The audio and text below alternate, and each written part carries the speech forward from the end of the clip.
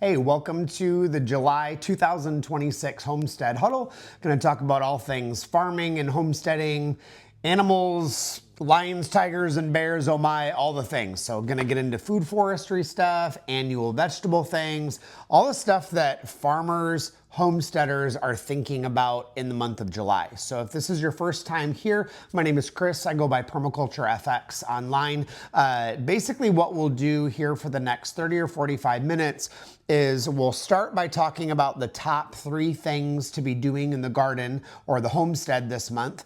And then we'll move into some questions that are asked by our Patreon community. So our Patreon family is a group of folks that are all on the same page, trying to get together to do homesteading, food forests, storing their own food, making tinctures, caring for animals in a very regenerative way. And we just want to avoid the social media craziness. So our Patreon family has the opportunity every month to ask questions that are on their mind around the homestead. And so these are the real life, real live questions that they're thinking about this month.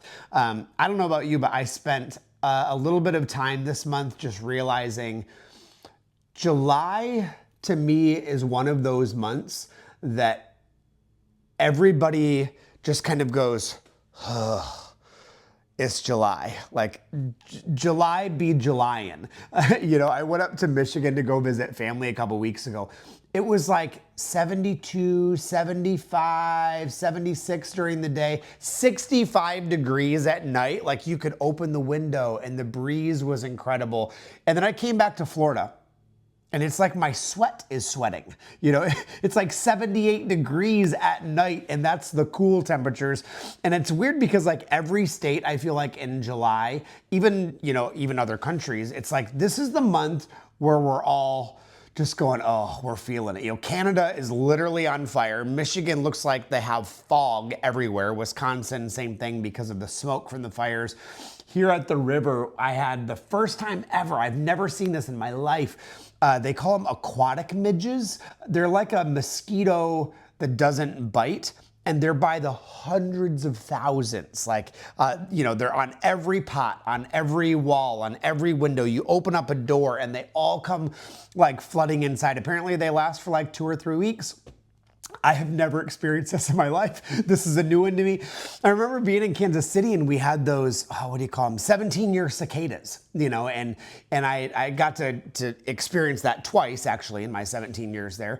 And it was kind of cool. You know what I mean? Like it's loud and it's annoying and you get a bunch of them at the base of your trees. The squirrels love it because they're eating them and they get all fat, but it was interesting. These aquatic midges, not so interesting. The cleanup is going to be, it's just going to be fun. You know what I mean? So I'm sure where you are, you have one of those things, that July is just ushering in. And honestly, for a lot of us, it's just hot. It is. It is just hot. It's hard to get outside. It's hard to do the stuff. So if you are someone that is going, man, it is July. I can only get so much done this month. These are the top 3 things to be doing this month if you're only interested in doing a couple of them.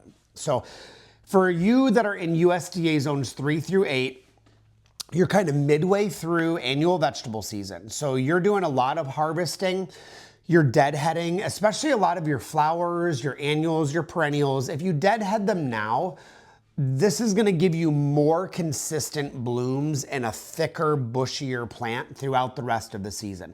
So I know it's hard, but go outside. My mom would take a basket in the morning, take her morning tea, and she would just deadhead 1 basket every day and just fill the basket with the spent flowers and blooms, put them on the compost pile, and just be done. Just do a little bit every day because I feel like if you have to do it all at once, it takes like 2 days. You know what I mean? So if you just do a little bit every day, walk through the garden with your coffee, fill up a little basket or whatever with your deadheading of your annuals, of your spent perennials, it'll make you happier. It'll be so much easier to do a little bit at a time, I feel like. So the second thing, and I kind of hinted at it, for you in USDA zones 3 through 8 is composting. This is like your ideal time. Like July is peak time to compost. It's a little bit moister because of rain. You got the heat that's coming up. This is like peak season. So if you're composting in a worm bin, make sure you keep your worms moist, that you're watering them once a week and you're keeping them in a healthy environment. If they start struggling in the worm bin for vermicompost, give them some like cornmeal or some flour or something to really fatten them up really fast. Make sure they're also in full shade. Now, for those that have a compost pile, turn it once a week. Or if you've got one of those crank bins, every couple days, just give it a crank. Now, the key I feel like in July is monitoring moisture. Jeff Lawton would always say, like, if you grab a handful of compost and you squeeze it, and one drop of water comes out, like a very wrung out sponge, that's the perfect amount of moisture in compost. If you squeeze it and you get 2 drops, it's too wet. So that's kind of the rule of thumb that I've always kept in mind. I mean, I don't know the science behind it, but I do feel like when I follow that rule, I just get a better result, with my compost. So if you're in those, USDA zones 3 through 8, you're harvesting annual vegetables, you're composting, and now is the time to plant those annual flowers to get fall blooms. So if you're wanting, something on your Thanksgiving table or your autumn table, think about planting cosmos again, zinnia, sunflower, stagger them, do one little packet a week. So that way you've got continual blooms through the fall. Because what happens is the annuals that you planted beginning of season, those zinnias, those cosmos, they kind of get spent by August and they start looking rough and you just want to cut them back. But if you plant another round of them now, then you've got this nice fresh growth coming into fall. And if you get one of those like Indian summers, you could have those blooms like really into fall, into September, October, even the 1st of November if we don't get a freeze or a frost or anything like that. So just consider doing another round of those annuals, and it is fun. Honestly, just take a packet of seeds, do 1 packet every week, and it'll just help stagger those blooms. It's kind of a good time, like I used to, when I was in Kansas City, I just go through and find the bare spots, whether it's in the garden for annual vegetables or it's in the flower beds, anywhere that I had to take something out or I just struggled, just plant a few annual flowers, plant a few of the cosmos, the celosia, something like that, just so you've got something growing, something thriving when the summer goes into the peak in August and 1st of September. So that's kind of the summary for you guys in USDA zones 3 through 8. Now, for those that are in USDA zones 9 through 11, it's a little bit different. This is peak heat season. For those that are in the southern, southeast United States, it's also hot and wet, which is kind of a double whammy. It makes it very, very hard to get outside. It makes it really hard to enjoy it, to be honest. It's like the mornings for me, I'm like, do I want a hot coffee because I'm inside doing bookwork, or do I want an iced coffee because I'm going outside? I gotta monitor my coffee and my fluid intake based on how I feel and where I'm gonna be outside. It's just hot in July. It's humid, it's gross.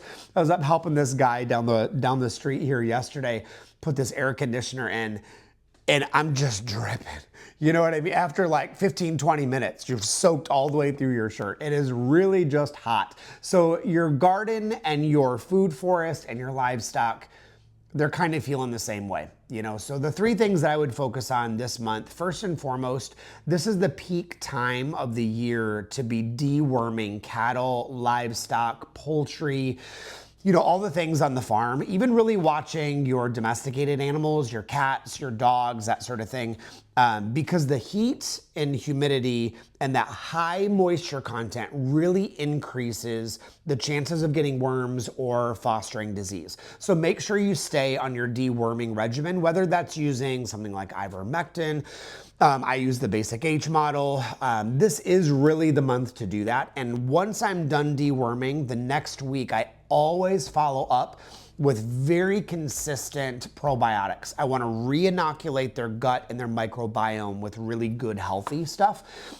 So I know I do put this in the to-do list a couple times a year, but I would say July is the most important time because of the heat, the moisture, the humidity, the rainy season. So this is a really big time to do that. On that same note, I would also really encourage you, rotate your animals and your livestock frequently. I try to do it more than what I really think. So when I'm going out in the yard, if I go by one of the chicken tractors and I see it and go, I need to rotate those chickens. I should have done it yesterday. Does that make sense? Like the moment you notice it, it's probably a day or two too late.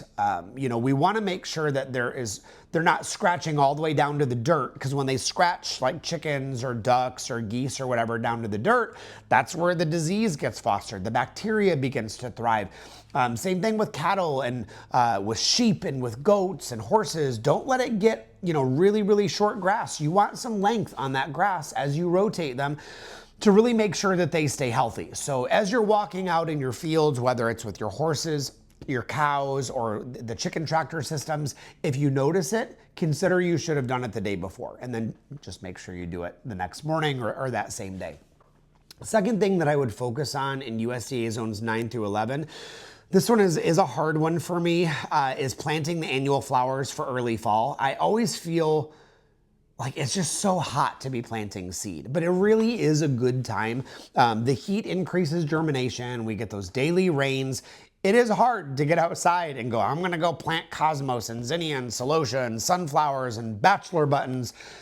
I'm always glad in the fall, but it is so hard to make myself do it this time of year. It's like, for whatever reason, the last thing that I want to do is be on my hands and knees in the mosquitoes, when it's 100 degrees outside. But if you go out in the morning, it's really not that bad. I bring my iced coffee or whatever in the morning, and I'll just sit by some of the flower beds or the pots, and I'll just poke in a couple seeds. And you don't have to do them all at once, just spread them out now, and then you'll have blooms into September, October, November. And toward the end of this month and 1st of August, that is the exact time that I like to plant cosmos and zinnia, so I have blooms for Thanksgiving. So I like to kind of time it around the holidays a little bit. I want fresh blooms when people come over to visit or whatever. So third thing this month, and this is the fun one, harvest. It's peak harvest season. It's peak harvest season in the food forest. There are so many things that are ripe. The mangoes are ripening. We're getting bananas right now. Avocados are starting. Patanga tuba was fruiting yesterday. My figs are fruiting. I get like handfuls of figs every single day. The jabuticaba is doing so good. I'm giving it to neighbors. I had a friend come over the other day and was like, oh, you gotta try this. And this is the black and this is the red. It's peak harvest season. So, harvest a little bit every single day. It makes it so enjoyable. So don't let the birds and the squirrels steal your harvest. Get outside, do it. If you can't eat it fresh, then store it. So freeze it or dry it. This is a great time to be tincturing. Honestly, the terpenes and the phytochemicals in the plants are really high because of high moisture, high heat. What an amazing time to start drying them and storing them for the winter months. So I know it's weird to be thinking about November, December already, but I want really good oregano. I want really good dried moringa powder, so this is a great time. This is this coming week here. First time I'm going to do the chop and drop on moringa for this season. It was a little bit later getting started this year, I feel like. So it's time to harvest. So enjoy yourself in the food forest. If you're in USDA zones 9 through 11, this is like the peak time to be eating, to be enjoying. So deworm your cattle, plant those annual vegetables and livestock, and get out there in the food forest and enjoy those things like right now. Okay, so let's jump into the questions for this month. So we've got, I think there's like 8 or 9 questions this month. These are all done by our Patreon family and community. Some of them they put in the group chat, some I get direct messages, but they're good topics that real homesteaders are thinking about this month here. It's interesting because the first 3 of them are on pest control, which tells you what's going on farms right now. It was an extreme winter for a lot of folks. My family up in Michigan had really extreme cold, a lot more snow than they had the last few years. Here in Florida, we actually froze, like deep freeze. Like it was just a weird year. And for whatever reason, it has thrown off kind of a little bit of the balance, in nature. So I think a lot of us are feeling the pressure from the pest more so than usual. And honestly, I feel like that's okay. I want to be really honest. So I am gonna address the 3 questions about pest control. But sometimes I do wonder how much we should be intervening in nature. That nature has its own pendulum swing, that there are some years that some things fruit really well, and then the next year they don't really fruit at all. And then the next, you know what I mean? Like there's this natural kind of rhythm that nature has. It's weird because for me, like peaches and plums never do awesome on the same year. It's like, it's either going to be a really good peach year or a really good plum year, or it's going to be a really good avocado year or a really, really good mango year. I always get some, but it's like some years you just go bonkers on one fruit. You know what I mean? So nature, I feel like, has this rhythm and abundance, but also, so do the other parts of the ecosystem. So like some years, like this year for us in Florida, we have these aquatic midges, and they're driving me nuts. These little flying mosquito things that are all over everything. Cleanup is gonna be crazy. And as I'm trying to problem solve it, and I'm putting out this little mosquito catcher and zapper, whatever, it's like, it's stressing me out. And the other day I was looking down at the water thinking, you know what? It's a really bad water midge year, but it's gonna be a really good spider year. The spiders are probably getting fat and happy right now. I wish I was getting fat and happy. You know, they're loving it. The other thing that's gonna be really nice is shrimping season, because all these water midges are going to the water, they're falling in the water and dying. What's eating them? Shrimp and shrimp larvae. So it's gonna be a really good shrimp season. When I was walking on the dock this morning, I noticed there are so many minnows. I mean, minnows, I never see that many minnows along the shoreline.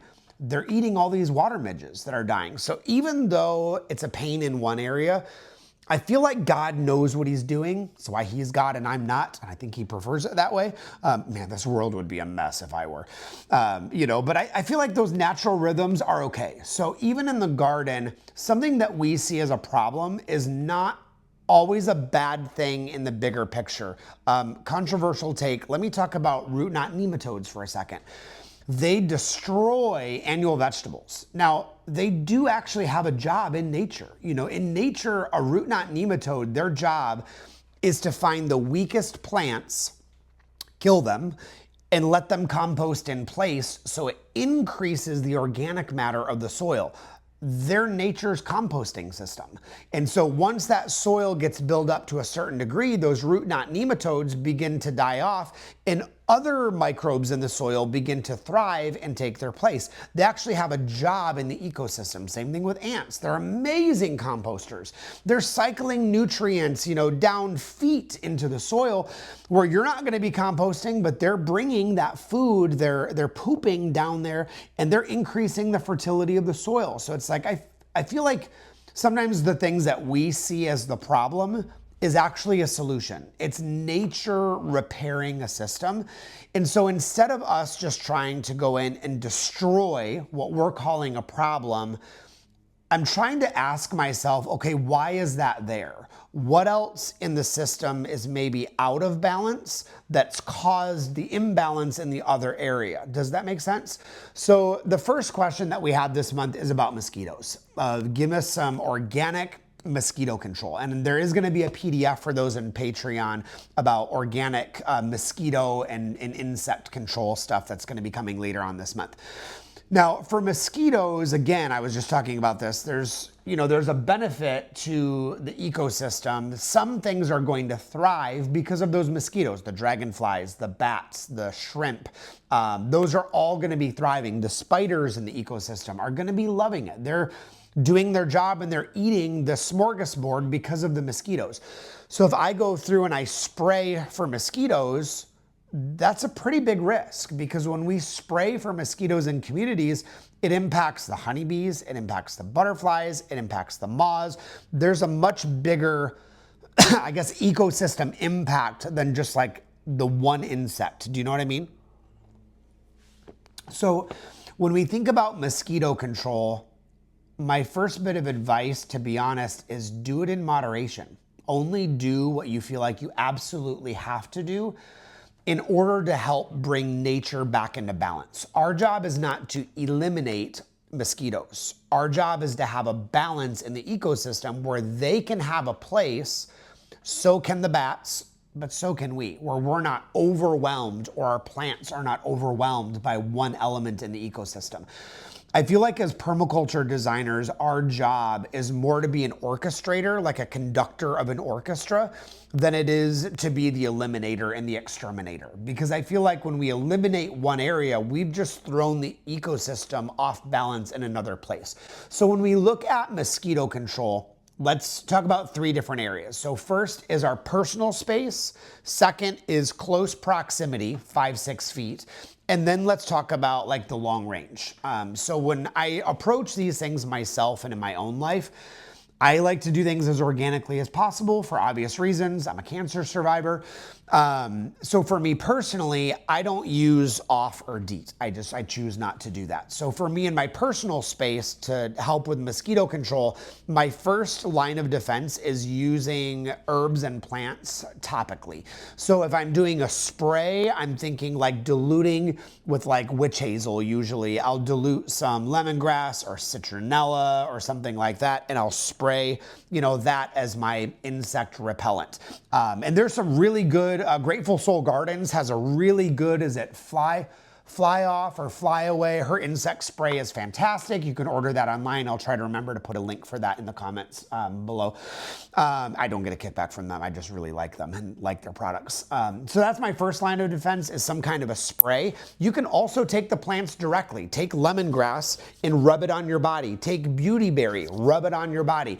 If you want a cooling spray, my favorite to use on my person, but also on animals and livestock, it's safe for horses, it's safe for cattle, it's safe around the chicken coop, is American Beautyberry, not the berries. So you take the leaves, throw a bunch of them in a crock pot, make a really strong tea, or just put it on the stove top for 10 minutes. Make a really strong tea, strain it out, let it cool. I like to put it in a spray bottle and leave it in the fridge because it'll last for 1 to 2 weeks in the fridge, but only like 2 or 3 days on the countertop. So I put it in the spray bottle, that really strong tea, take it outside and spray myself. And American Beautyberry leaves, top notch. I really like it. It's been super effective. Works great for like cattle horn fly, when those flies that get around the tops of the cattle's head. I've used it in the chicken coop to keep like fleas or mice or mice or lice away. I was like, what am I talking about? I need more coffee. So I think the plant approach is really good for the person. Now, when we're talking about close proximity, so think around your patio or around your deck or the front porch. You can use plants. Now, it's kind of a myth that if you plant lemongrass, it'll eliminate all the, whatever from your yard. It doesn't. It really doesn't. Most of those plants, lemongrass, citronella, panadol, they work great in a close proximity when they're moving and releasing those terpene droplets into the air. So lemongrass is pretty much useless if there's no wind and it's planted by your back door or you're not brushing against it. Lemongrass is useless. Now, if you take your broom and you smack it or whatever, it releases those little micro droplets into the air. Now, that does work. And panadol, same way. Citronella, same way. So they're great in areas that have a little bit of human contact, or where you can just kind of rough them up with a broom or a stick or something, or around your deck or patio where you're brushing up against them. Great placement for close proximity, but just don't think that citronella, lemongrass, panadol, those are not going to eliminate those pests and insects from all over the yard. Now, when we talk about long range areas, I don't spray like for insects across a property. I don't bring in the mosquito spraying guy. I don't like to do it. So I would rather let nature bring itself into balance. So I want to talk about 4 allies that from I think the greatest down to maybe the least effective, that are going to do way more damage to the mosquito community than I think I ever will. And they help balance my ecosystem. It's not fighting against it, if that makes sense. So the first one that I really promote are bats.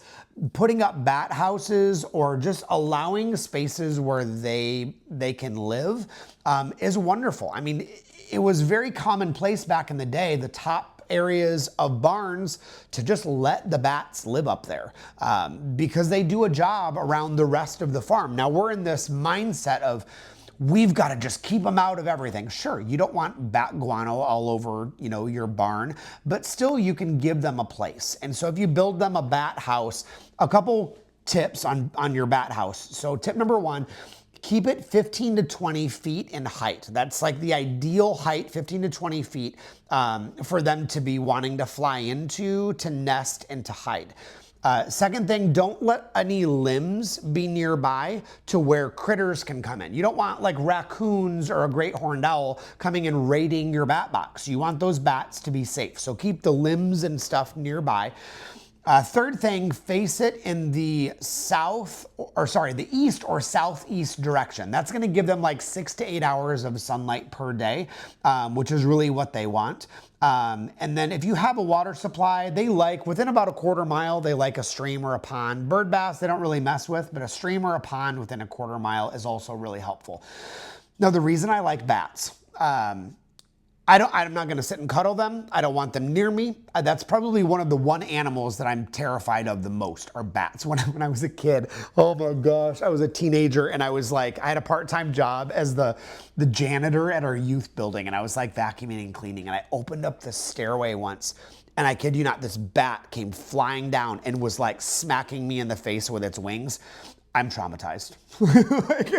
I am 44 years old, 45, just turned 45. And I'm still traumatized by bats. Like it just scarred me for life, literally. So I want them at a distance. That's fine. I've never been close to a bat since. But I do like them because they'll catch up to 1,000 mosquitoes per hour. 1,000 mosquitoes per hour per bat. Like that's fantastic. I mean, that is one of your greatest allies as far as mosquito control is going to be those bats. Now, if you're like, hey, Edler, I can't do bats. Like, give me something nice and pretty and kind. Okay, great. Build a purple martin box. Now, purple martins are a great bird to have. They're the ones that have like the purple martin condos, you know what I mean? Like they have a very specific nesting box that they need to have. They are great because they will do about 2,000 mosquitoes, but it's only per day, so it's not per hour. So 2,000 mosquitoes per day per bird. So that's a little bit more like user-friendly mosquito control, not as effective as 1,000 mosquitoes per hour. So you're looking at 2,000 per day per bird. The third ally that I would encourage you to establish really good relationship with for all the reasons are dragonflies. Dragonflies, they'll only do about 1,000 per day, but you can have thousands and thousands of dragonflies in your habitat. But they need native grasses. They need taller native grasses. There's this, big movement right now that our fireflies are just disappearing. They have to have tall grasses. They will not survive in your manicured yard. So if you like the look of a manicured yard, great, leave it in your front yard or around the backyard, around the house.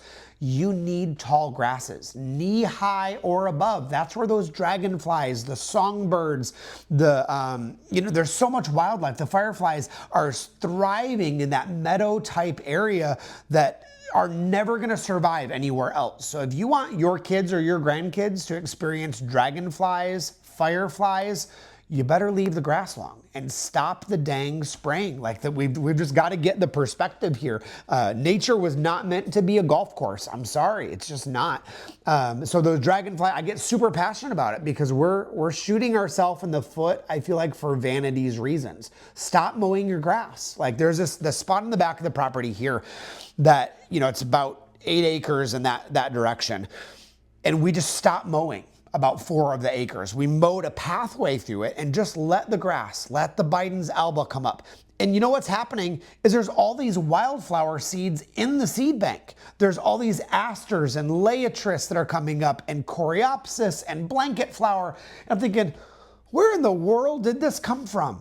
I would have never seen that beauty had I not just stopped mowing that area. And it's less work, and it is really nice to just go walk. I mow the path, walk through the mowed path, and just enjoy naturing. So those are the 3 areas that I would look at for mosquito control: is your personal space, using the herbs, close proximity, using the plants, and long range using nature's allies in that process. So question number 2 this month, what are some ways to help with ant control as safely as possible, please?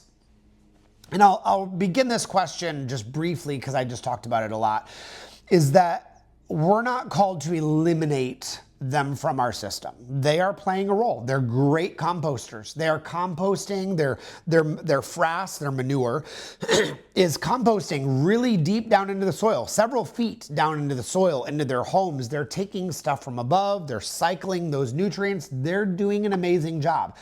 The problem is they bite and they, it hurts, So I feel like we have to be careful of eliminating them from our system, but allow them to have their place. Like if you get an ant pile in the back corner of the yard, just leave it. Like, why do you have to touch it? Well, it's ants. So what? Like, so what? Now, if they're in your raised bed, okay, those beloveds have to go. Like they don't get to live in my raised bed, because then every time you're harvesting lettuce, you're getting ate alive, by those little dudes. So it's like, we got to do something. So first thing that I typically always do is I declare an ant war. So ants of a different colony, key right there, they will fight each other and they'll kill each other's queen. And then over a course of a couple weeks, they'll eliminate one another's colonies. They have to be from separate colonies. So for example, in a really small space, you might have one colony, but they have holes 8 or 10 feet apart, because the way that ants work is they might have one hole that's for their workers. They actually have whole nursery colonies where there's a few ants in it, but it's all eggs and baby ants that are down there. And then they get out and they move somewhere else. So what I like to do, grab a scoop from one ant pile, run it to the other side of the yard and dump it on that pile. And then a couple days later, take a scoop of that one, run it to the other side of the yard, dump it on that pile. For me, that generally works. Now, when it doesn't, then I kind of got to get a little bit more invasive. A lot of people like DE, diatomaceous earth. I'm not a big fan of DE. DE, for a lot of reasons. The primary one is that it's indiscriminate. It's going to kill everything. Like, it's going to scratch up all of the beneficial insects. It's just not good for the ecosystem as a whole. Second reason is DE, when you zoom in on the microscope, it's almost like, what is that stuff that causes mesothelioma? Asbestos. It's almost like asbestos. It has razor sharp edges.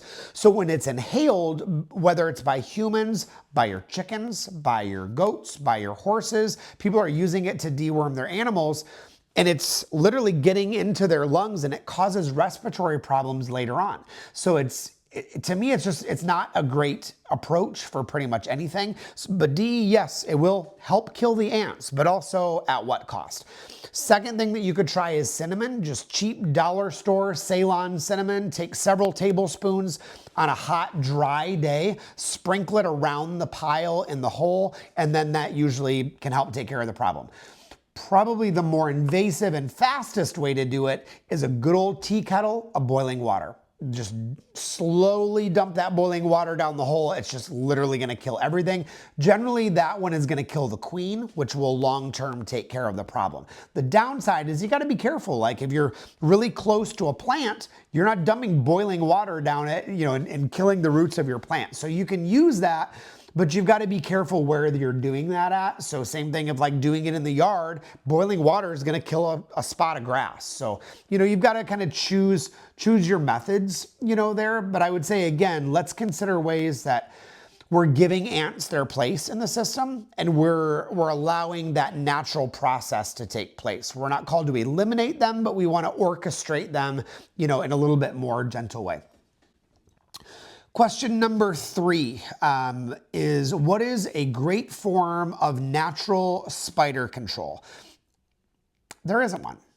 Spiders are an excellent partner in the ecosystem. Even if I knew one, I probably wouldn't tell you, because they're so good at keeping the rest of nature in balance. Now, we are afraid of spiders. We may not want them in our house. So great, put up sticky traps or something.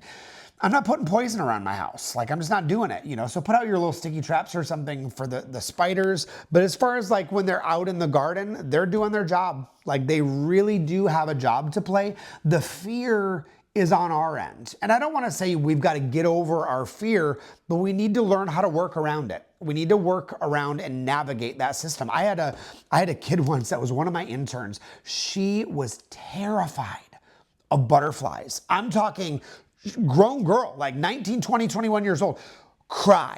when the butterflies would, because she's just terrified of. Now, do we need to go kill all the butterflies? No, we do. We need to learn how to navigate our fears and maybe avoid the butterflies or work through them. It doesn't mean you need to get to the place where you pick up spiders and you cuddle them.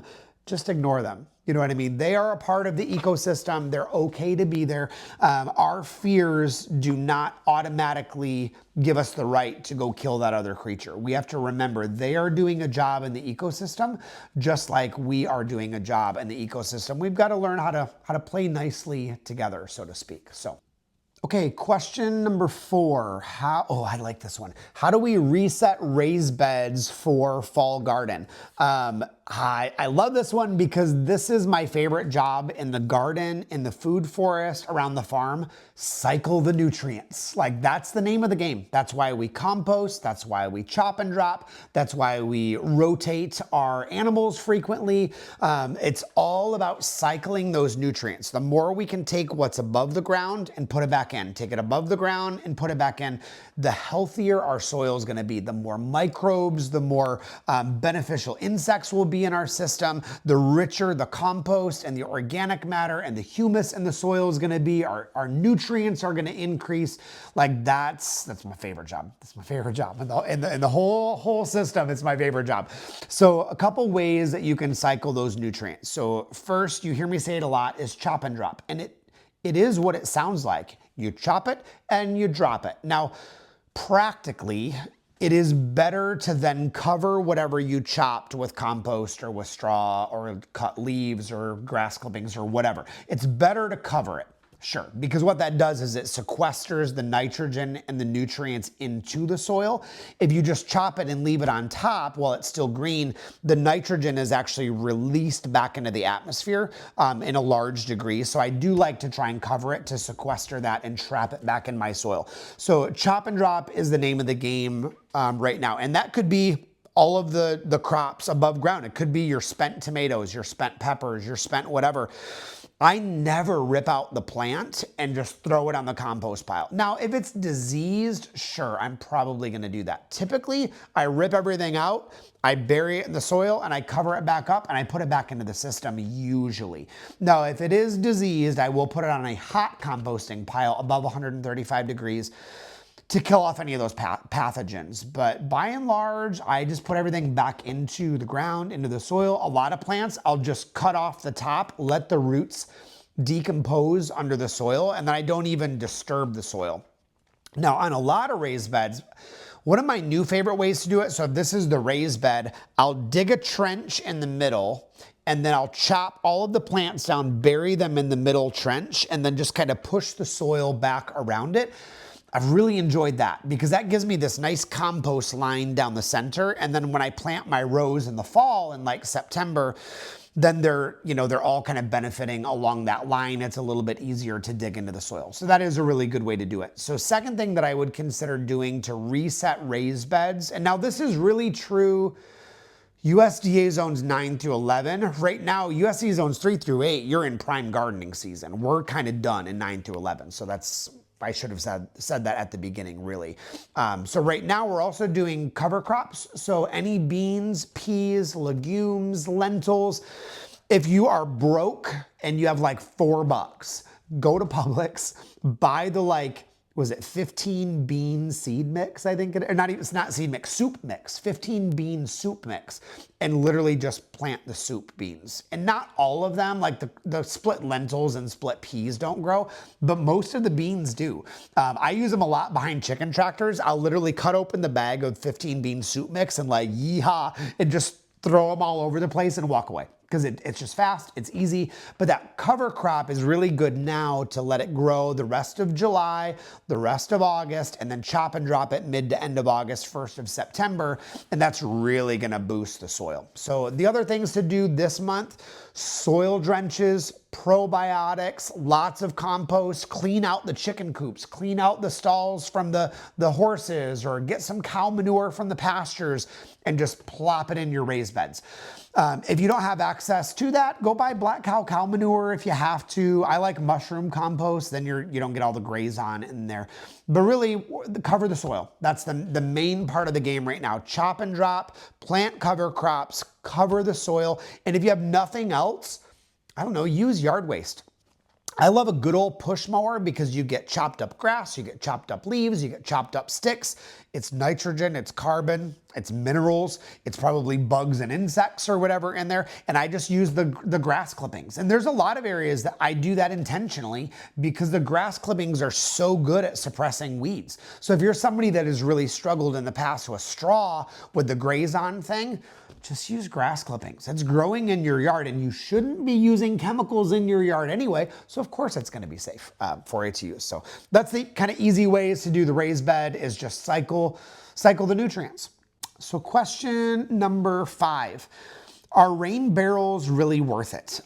In the city, when I lived in Kansas City, I would say, yeah, rain barrels were a godsend because in the city on city water, you have fluoride, you have chlorine, you have all these chemicals in the water that just kill the life in the water. Now imagine what that does on the human body, but you can really see it in the garden. Like when I would water with my hose, my pots around the yard, I would get sick plants, I would increase disease, but if I would use it out of my rain barrel, I always notice a difference. The plants are healthier, they green up better. I nicknamed it God water. You know, it's like the God water always does better than the treated city water. It's higher oxygen, it's higher in nitrogen, you know, so it's like I'm using rainwater when I can, when I live in the city on treated water.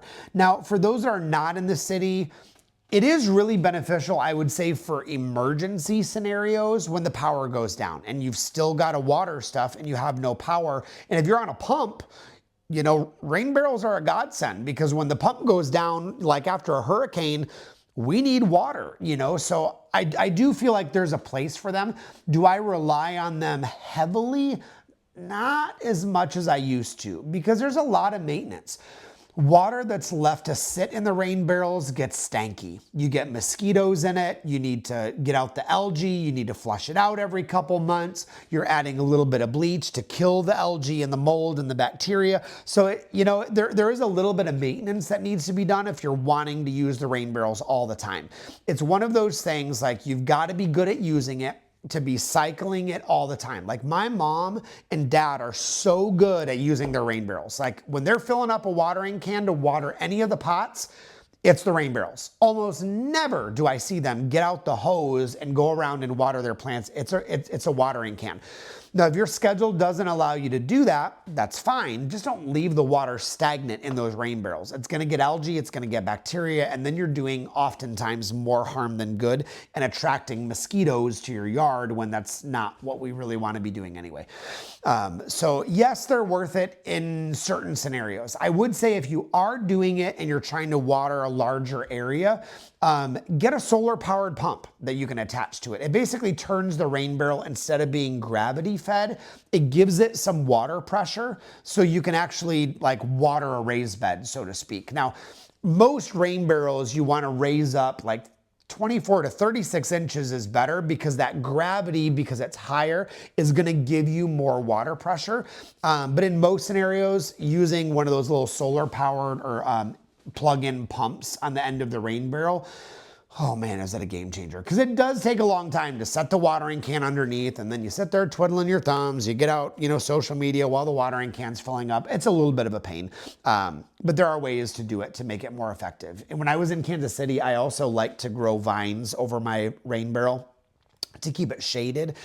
Looked really pretty, kept it shaded. The water stayed fresher. But for those of you that don't like bugs, you do get more spiders in there, and you're in the shade and the vines while you're doing it. So there's always more than one way to skin a cat or plant a fruit tree or do a rain barrel. So you just got to kind of weigh the cost benefit analysis and see what is going to be the best for you.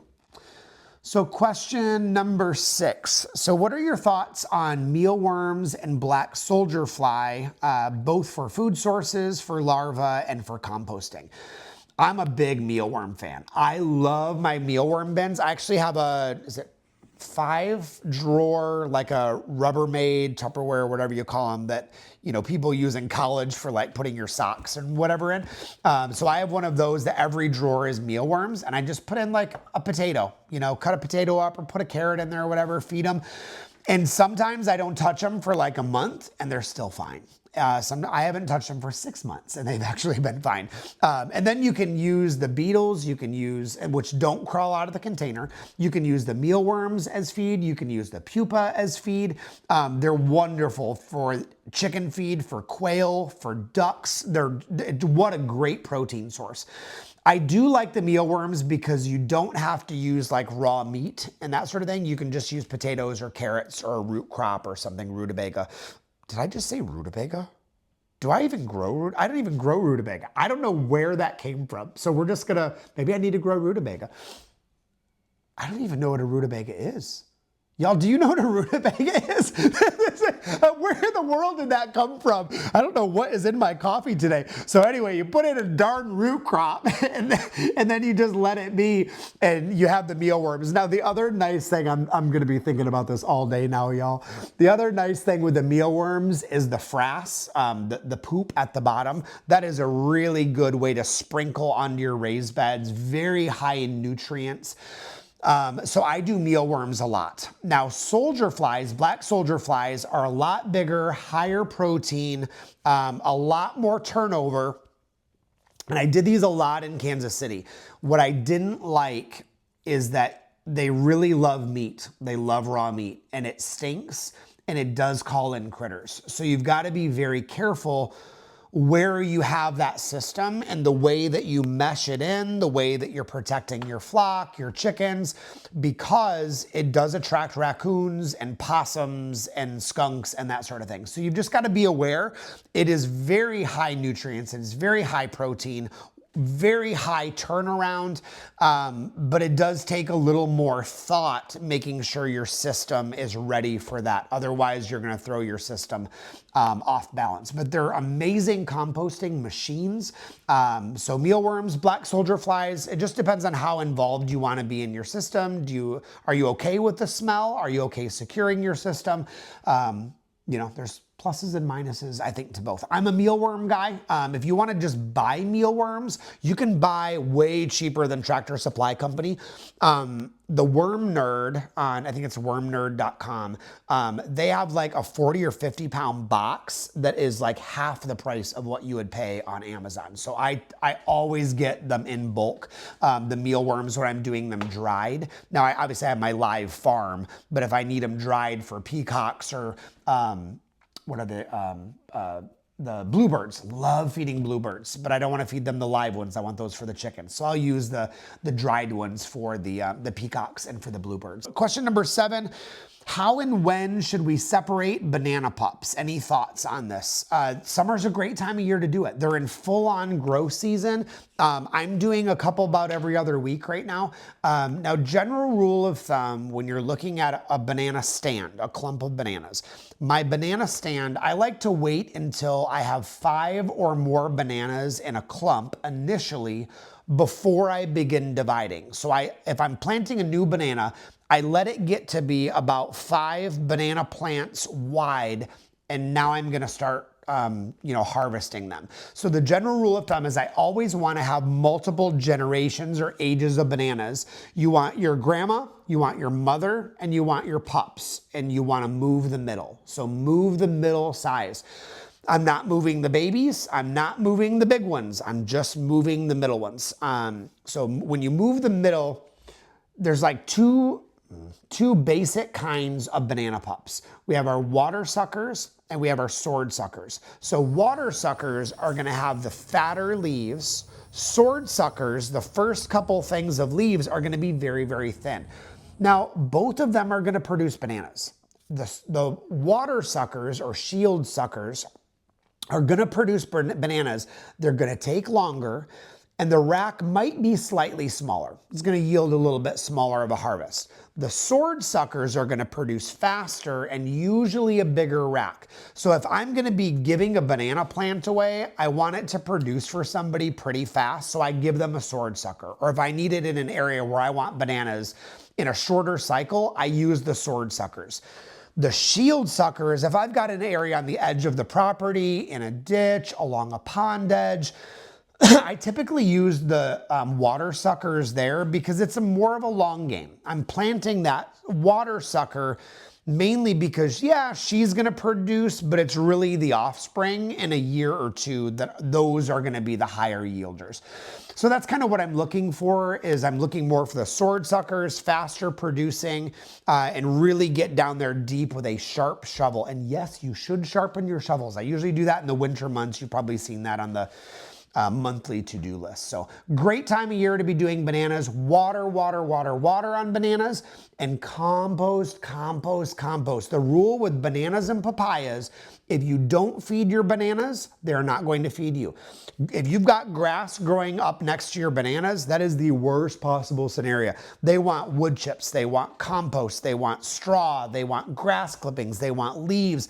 Feed the banana plants all the things, all the water. Put them over by the runoff from a downspout from your eaves troughs. They want all the water going into that banana pit. So if you want to get some ideas on a banana pit, you can go to permaculturefx.com. There's a free link on there, how to plant a banana circle, that'll kind of give you a tutorial and some of the plants that you can add in that process. Question number 8, should we fertilize bananas still in July? No, you should not fertilize your bananas in July. The reason why I say that is technically in July, we don't want to be doing a lot of fertilizing in the state of Florida because we don't want the runoff. That's the legal answer. Now, primarily the runoff is caused by too much nitrogen, too much phosphorus going into the watershed, and that causes the blooms. That really doesn't happen with organic fertilizers, not even close to that degree. Any of the compost, the fish emulsion, that sort of thing is going into your soil. It's being absorbed. It's becoming a part of your soil. It's not washing out of your soil and into the watershed. So you really shouldn't be fertilizing in July. But if you've got the compost or whatever laying around, it might be something that you might accidentally drop on your banana plants or whatever. But then primarily, we wait February, June, September. Now for bananas, if they don't have a flower starting kind of the end of July, 1st of August, second week of August, now you're pressing it. If they don't have a flower by 1st of August, you're probably not going to get bananas before the frost or the freeze. So for me personally, in August, I kind of stop fertilizing bananas until late winter, early spring, and then I really hit them hard that time of year because I don't want my bananas flowering around Thanksgiving. You know what I mean? They're not going to make it. They're not going to ripen, so I'm not going to waste the energy of that plant doing it. So March, April, May, June, July, fertilize, compost, water, all the things. 1st of August, now it's time to begin tapering. So I would say, continue your chop and dropping, feed those bananas, feed the papayas, because if you don't feed the bananas, you don't feed the papayas, they're not gonna feed you. So, all right, well, that's all the questions that we've got this month. I am getting ready to go outside myself. I've got some power washing that I wanna do today. It's hot, and for some reason, power washing just feels awesome on these hot days. To me, it's like the cool of the mist, but it's also instant gratification. And I love me some instant gratification. I love power washing and just seeing like instant clean the moment that you're done. It feels so good to have that. So that's my plan for the day. Hopefully you are doing well wherever you are. If you would just take a moment, like, comment, share this in one of your gardening groups. Hopefully these questions and these answers are helpful to you, helping you thrive and live with more abundance where you are, where you're from, and in the midst of your garden and your space. So if you have any other additional questions, feel free to ask those in the comments below, and I'll see you either in Patreon or back in the garden.